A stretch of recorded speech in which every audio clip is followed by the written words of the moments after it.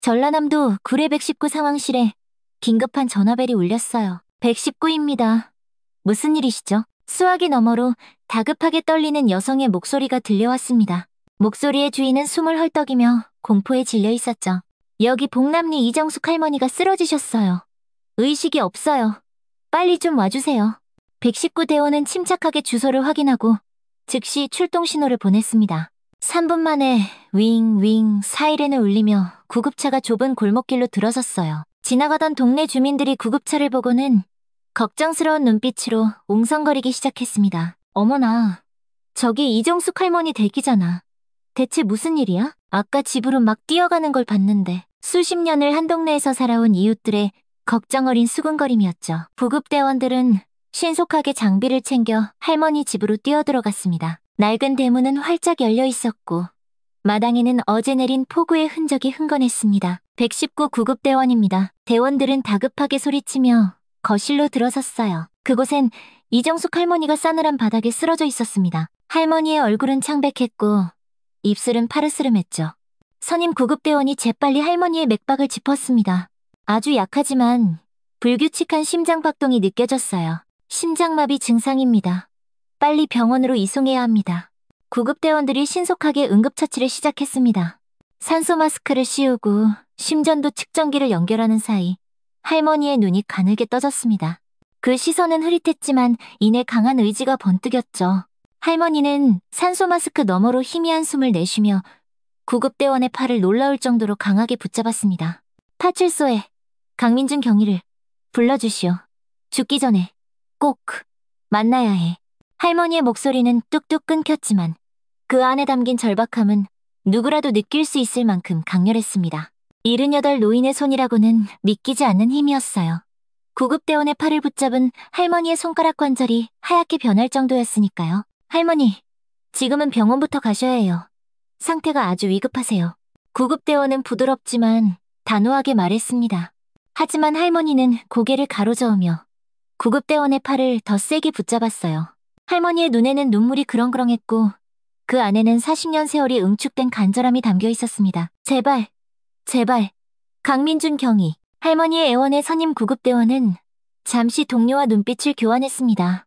짧은 순간 침묵의 합의가 이루어졌죠. 어쩌면 이게 할머니의 마지막 소원일지도 모른다는 직감이 들었습니다. 알겠습니다.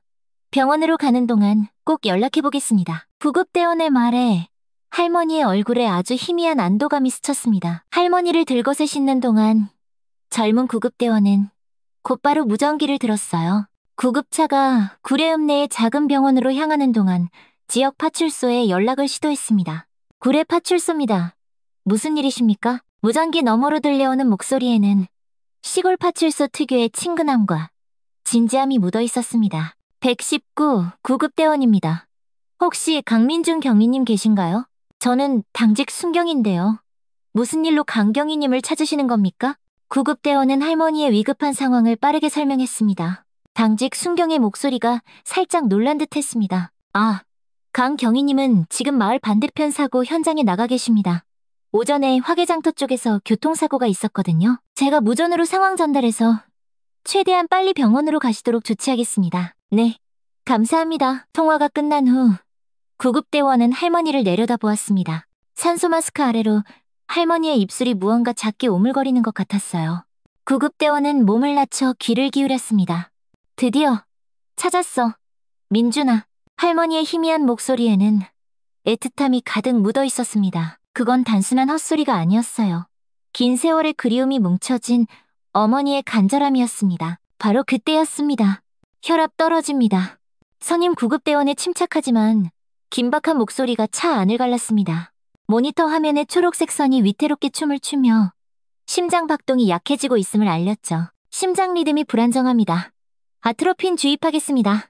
할머니의 얼굴은 점점 더 창백해졌고 주름진 손등위로 파란 핏줄이 선명하게 드러났습니다. 갑자기 할머니가 미약한 힘으로 산소 마스크를 벗으려 했습니다. 할머니, 마스크 쓰고 계셔야 해요.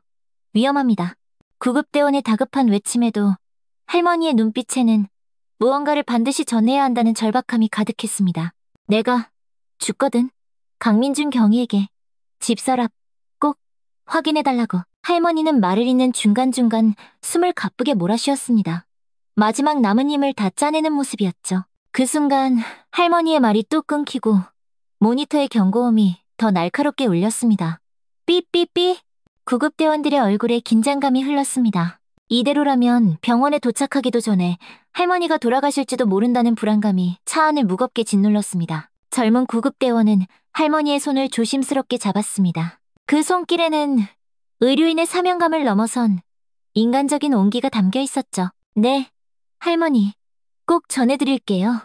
걱정 마세요. 구급대원의 진심 어린 약속에 할머니의 얼굴에 아주 희미한 안도감이 스쳤습니다. 산소 마스크 아래로 가느다란 미소가 어리는 듯 했습니다. 그렇게 구급차는 마지막 희망을 싣고 읍내 유일한 의료기관인 구례보건의료원을 향해 질주했습니다. 잠시 후 보건의료원 앞에 경찰차 한 대가 급하게 멈춰섰습니다. 차에서 내린 사람은 키가 훤칠한 40대 중반의 남자, 바로 강민준 경위였습니다. 그의 얼굴에는 근심이 가득했고 평소의 차분함 대신 초조함이 역력했죠. 안녕하세요.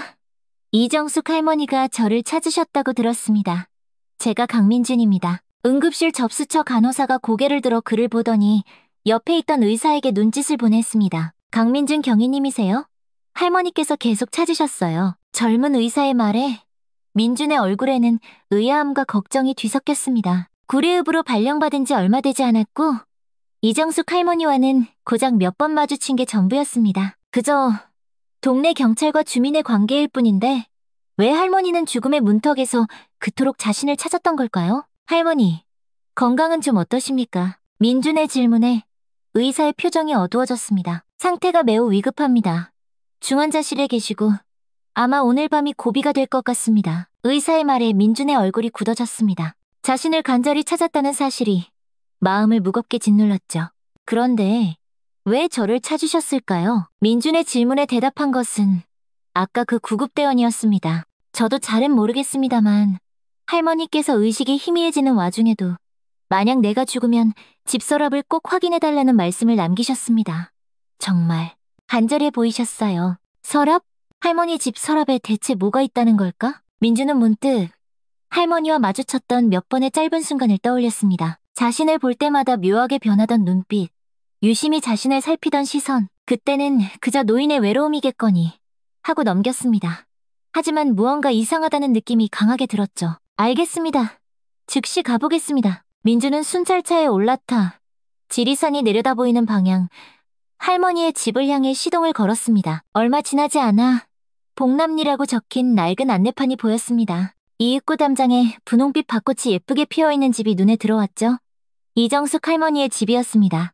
민주는 조심스럽게 대문을 밀고 마당으로 들어섰습니다. 삐걱 소리를 내며 현관문이 열렸고 집안은 시간이 멈춘 듯 고요했습니다. 거실 한편에 놓인 낡은 목재 장롱, 그리고 오래된 서랍장이 눈에 들어왔습니다. 맨 위 서랍이 살짝 열려 있었고 그 안에서 종이 끝이 삐죽 나와 있었습니다. 민주는 조심스럽게 서랍을 활짝 열었습니다. 서랍 안에는 낡은 사진첩과 함께 누렇게 바른 신문 뭉치와 전단지들이 들어있었습니다. 민주는 먼저 신문을 들었습니다. 1985년 4월 17일자 신문.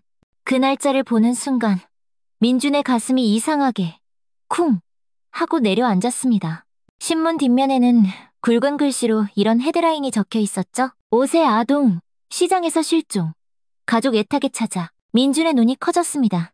그는 기사를 빠르게 읽어내려갔습니다. 실종된 아이의 이름은 강민준. 당시 파란색 줄무늬 티셔츠와 짙은 청색 반바지를 입고 있었다는 내용. 강민준. 민준이 무의식적으로 그 이름을 읊조렸을 때 가슴 깊은 곳에서 무언가 울컥하고 치밀어 오르는 듯 했습니다. 서랍 안에는 여러 시기에 만들어진 실종 전단지도 있었습니다.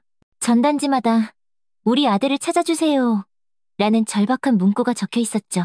그리고 민주는 서랍 가장 아래에 있던 두꺼운 사진첩을 꺼내들었습니다. 표지에는 우리 민준이라고 정성스럽게 쓰여 있었습니다. 그는 천천히 사진첩을 펼쳤습니다. 갓난아기 때부터 점점 커가는 한 남자아이의 모습, 100일 사진, 첫돌 사진, 그리고 매년 생일마다 찍은 사진들. 마지막 페이지를 넘기자 민준이 5살, 계곡 물놀이라고 적힌 사진이 나왔습니다. 환하게 웃고 있는 어린 소년의 모습. 민준은 그 사진을 자세히 들여다보았습니다. 그러다 갑자기 그의 시선이 사진 속 소년의 가슴 한쪽에 딱 고정되었습니다. 그곳에는 특이한 모양의 화상 흉터가 선명하게 보였습니다. 잠깐, 민준의 얼굴이 하얗게 질렸습니다. 손이 부들부들 떨리기 시작했죠. 그는 급하게 거실 거울 앞으로 다가가 자신의 셔츠 단추를 풀었습니다. 그리고 왼쪽 가슴부터 어깨까지 이어진 자신의 흉터를 바라보았습니다. 반달 모양으로 시작해 별처럼 퍼져나가는 아주 독특한 모양의 화상 흉터. 어릴 적 고아원에서 발견될 당시에 이미 몸에 있던 흉터라고만 들었습니다. 민주는 떨리는 손으로 사진 속 소년의 흉터와 자신의 흉터를 번갈아 보았습니다. 완벽하게 일치했습니다. 세상에, 똑같아. 그는 숨을 헐떡이며 의자에 털썩 주저앉았습니다. 온몸이 사시나무 떨듯 떨려왔죠. 이제 모든 것이 이해되기 시작했습니다. 할머니가 자신을 처음 봤을 때의 그 놀란 눈빛, 그 애틋한 시선, 그리고 마지막 순간에 자신을 찾았던 이유까지. 그의 머릿속으로 얼마 전 할머니와 처음 마주쳤던 그날의 기억이 파도처럼 밀려왔습니다. 봄비가 내리던 4월의 어느 오후였죠. 이정숙 할머니는 동네 슈퍼에서 장을 보고 나오는 길이었습니다. 그때 할머니의 눈에 새로 부임한 경찰관 강민준이 들어왔습니다.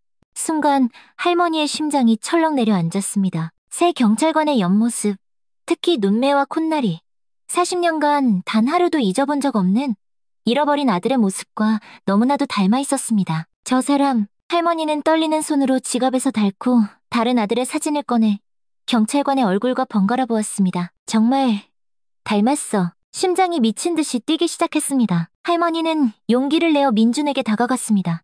저기, 새로 오신 경찰관님 맞으시죠? 네. 이번에 발령받은 강민준 경이라고 합니다. 그의 목소리를 듣는 순간 할머니는 알 수 없는 익숙함에 가슴이 또 한 번 울컥했습니다. 실례지만 혹시 나이가 어떻게 되세요? 올해로 45살입니다. 45. 잃어버린 아들 민준이가 살아있다면 딱 그 나이였습니다. 할머니는 숨이 가빠졌습니다. 혹시 어디서 자라셨어요? 사실 저는 고아원에서 자랐습니다. 기록에 따르면 5살 무렵에 시장 근처에서 발견되었다고 하더군요. 그 말을 듣는 순간 할머니의 세상이 무너지는 듯했습니다. 손에 들고 있던 장바구니가 바닥으로 떨어졌고 다리가 후들거려서 있을 수조차 없었죠.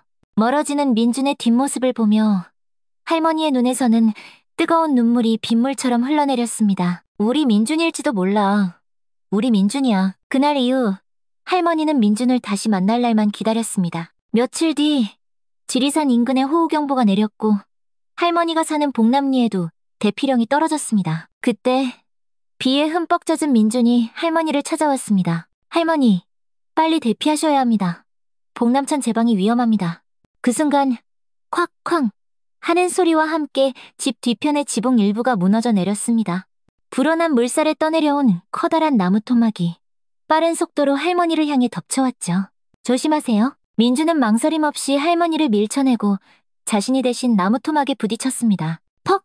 하는 소리와 함께 민준이 쓰러졌고 그의 셔츠 일부가 나뭇가지에 걸려 찢어졌습니다. 그리고 그 찢어진 옷 사이로 흉터가 드러났습니다. 가슴 왼편에서 어깨로 이어지는 반달 모양의 화상 자국. 할머니의 눈이 커졌습니다. 시간이 멈춘 듯했죠.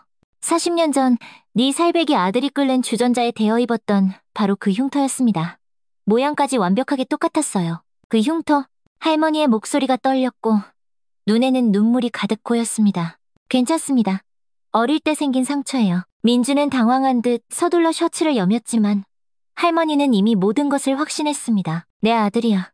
민준이가 틀림없어. 할머니는 아들에게 보여줄 사진을 꺼내기 위해 서랍으로 향했지만 거세지는 물살에 민준이 할머니를 이끌고 집을 빠져나왔습니다. 그리고 다음 날 비가 그치자마자 집으로 달려갔던 할머니는 사진첩을 꺼내려던 바로 그 순간 심장마비로 쓰러졌던 것입니다. 다시 현재 모든 것을 알게 된 강민주는 어머니의 집에서 자신의 어릴 적 사진을 보며 오열하고 있었습니다. 내가 실종된 그 아이란 말이지.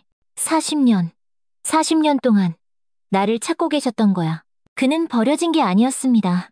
잃어버렸던 것이고 그의 어머니는 40년 동안 단 하루도 아들 찾기를 포기하지 않았던 겁니다. 그때 의사의 말이 그의 뇌리를 스쳤습니다. 오늘 밤이 고비가 될 것 같습니다. 그 말은 자신의 어머니, 40년을 기다려온 어머니의 생명이 위험하다는 뜻이었습니다. 어머니, 제발 무사하셔야 해요. 민주는 미친 듯이 밖으로 뛰쳐나가 경찰차에 시동을 걸었습니다. 사이렌을 울리며 그는 병원을 향해 질주했습니다. 구례보건의료원 중환자실 앞 유리창 너머로 각종 의료기기에 둘러싸인 어머니의 모습이 보였습니다. 너무나도 작고 약해 보이는 모습. 민준의 손에는 40년 전 어머니와 함께 웃고 있는 5살 소년의 사진이 들려 있었습니다. 제가 그분의 아들입니다. 보게 해주세요. 민준의 갈라진 목소리에 의사의 눈이 커졌습니다. 유감스럽지만 지금은 면회가 불가능합니다. 심장 기능이 계속 약화되고 있어요. 민준의 어깨가 축 처졌습니다. 참았던 눈물이 뺨을 타고 흘러내렸습니다. 40년 만에 찾았는데 제발. 그때였습니다. 삐삐삐삐. 중환자실 내부에서 날카로운 경고음이 울려 퍼지기 시작했습니다. 코드블루. 심정지입니다. 의사의 외침에 민준의 얼굴이 새하얗게 질렸습니다. 안 돼. 제발. 안 돼. 유리창 너머로 의료진이 심폐소생술을 시작하는 모습이 보였습니다. 이제 막 찾았는데 이렇게 헤어질 수는 없었어요. 민준은 복도 바닥에 무릎을 꿇고 주먹으로 바닥을 내리쳤습니다. 제발, 제발 살아주세요. 어머니? 한참의 시간이 흐르고 지친 기색의 의사가 중환자실을 나왔습니다. 최선을 다했지만 생명이 위급한 상황입니다. 의사의 목소리는 무거웠습니다. 아들이라고 하셨죠. 마지막 작별 인사를 원하신다면 지금 들어가 보시죠. 민준은 아무 말 없이 고개를 끄덕였습니다. 방호복을 입고 들어선 중환자실. 그는 떨리는 손으로 차갑게 식은 어머니의 손을 잡았습니다. 어머니, 그 한마디에 평생 부르지 못했던 그리움과 애절함이 담겨 있었습니다. 저예요, 영호. 아니, 민준이에요. 어머니 아들. 그는 어머니의 손을 자신의 이마에 가져다 댔습니다. 사랑해요, 어머니. 이제 편히 쉬세요. 너무 늦게 와서 죄송해요. 그가 흐느끼며 속삭이던 바로 그 순간 기적처럼 심장 모니터에 아주 미세한 변화가 나타나기 시작했습니다. 이틀이 지났습니다. 놀랍게도 할머니의 상태는 계속해서 호전되었고 일주일 후에는 일반 병실로 옮겨졌습니다. 그리고 마침내 병원에서 전화가 걸려왔습니다. 강민주님, 할머니께서 의식을 완전히 되찾으셨습니다. 민주는 숨을 헐떡이며 병실로 달려갔습니다. 문을 열자 침대에 반쯤 기대에 앉은 어머니가 그를 바라보고 있었습니다. 그녀의 눈에서 눈물이 천천히 흘러내렸습니다. 떨리는 손이 민준을 향해 뻗어왔습니다. 민준은 그 손을 조심스럽게 잡았습니다. 네, 어머니, 저예요. 민준이에요. 할머니의 입술이 떨렸습니다. 준아. 그 한마디에 40년의 그리움이 녹아내리는 듯 했습니다. 40년. 매일, 매일 너를 기다렸단다. 할머니는 약해진 손으로 아들의 얼굴을 어루만졌습니다. 내 아들, 이제 꿈에서도 너를 찾지 않아도 되겠구나. 두 사람은 한참 동안 서로를 부둥켜 안고 눈물을 흘렸습니다. 40년 만에 진정한 재회였습니다. 어느 따스한 초여름 오후, 이정숙 할머니의 집마당 평상에 두 모자가 나란히 앉아 있었습니다. 어머니, 법원에 신청서 냈어요. 이제 곧 제가 공식적으로 박영호가 될 거예요. 할머니의 눈에 다시 눈물이 맺혔습니다. 저를 찾아주셔서 감사해요, 어머니. 이제부터는 매일 어머니랑 저녁 먹으려고 근처에 아파트도 구했어요. 할머니의 얼굴에 행복한 미소가 번졌습니다. 어머니, 우리 같이 사진 한 장 찍을까요? 민준이 스마트폰을 들어 올렸습니다. 하나, 둘, 셋, 찰칵 플래시가 터지고 화면에는 세상 가장 행복한 미소를 짓고 있는 모자의 모습이 담겼습니다. 이제부터는 따로가 아닌 함께인 우리의 새로운 시작이에요, 어머니. 40년의 기다림은 마침내 눈부신 재회로 결실을 맺었습니다. 그들 앞에는 함께 만들어갈 따뜻한 시간만이 펼쳐져 있었습니다. 실종된 아이를 찾는 데에는 결코 너무 늦은 때란 없습니다. 포기하지 마세요. 당신의 아이는 어딘가에서 여전히 당신을 기다리고 있을지도 모릅니다. 세상의 모든 잃어버린 아이를 찾고 있는 부모님들께 이 이야기를 바칩니다. 지금까지 저의 이야기를 들어주셔서 감사합니다.